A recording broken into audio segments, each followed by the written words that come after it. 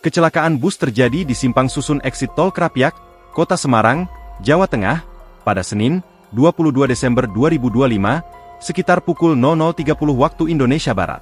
Bus yang terlibat kecelakaan merupakan kendaraan antar kota PO Cahaya Trans dengan rute Jakarta-Yogyakarta. Peristiwa tersebut terjadi saat bus melintas di tikungan flyover Tol Krapyak dengan kecepatan tinggi. Akibat kecelakaan ini, puluhan penumpang menjadi korban dan harus dievakuasi oleh tim gabungan.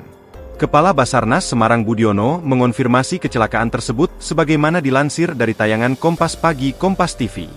Dapat kami sampaikan bahwa telah terjadi kecelakaan satu unit bus di Simpang Susun Exit Tol Krapyak Kota Semarang pada hari ini, Senin, 22 Desember 2025, pukul 00.30 WIB, ujarnya. Budiono menjelaskan, bus melaju dari arah Jakarta menuju Yogyakarta sebelum mengalami kecelakaan di lokasi kejadian.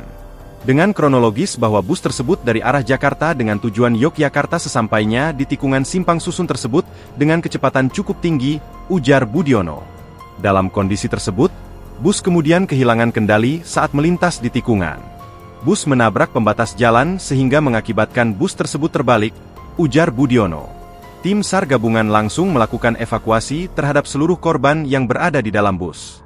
Proses evakuasi melibatkan Basarnas, Kepolisian, Jasa Marga, Dinas Kesehatan, serta PMI. Evakuasi korban kecelakaan akhirnya dinyatakan selesai pada Senin pagi. Seluruhnya sudah kami selesai evakuasi tadi pada pukul 4 WIB, ujar Budiono. Korban selamat langsung dievakuasi ke sejumlah rumah sakit di Kota Semarang untuk mendapatkan penanganan medis lanjutan. Namun, setelah proses evakuasi selesai, jumlah korban meninggal dunia kembali bertambah. Namun perkembangan tadi informasi bahwa setibanya di rumah sakit, satu orang lagi meninggal dunia, ujar Budiono. Sehingga yang meninggal dunia bertambah satu lagi. Informasi terakhir tadi 16 meninggal dunia, dan 18 orang informasi terakhir yang selamat. Lanjutnya. Download Tribun X sekarang. Menghadirkan lokal menjadi Indonesia.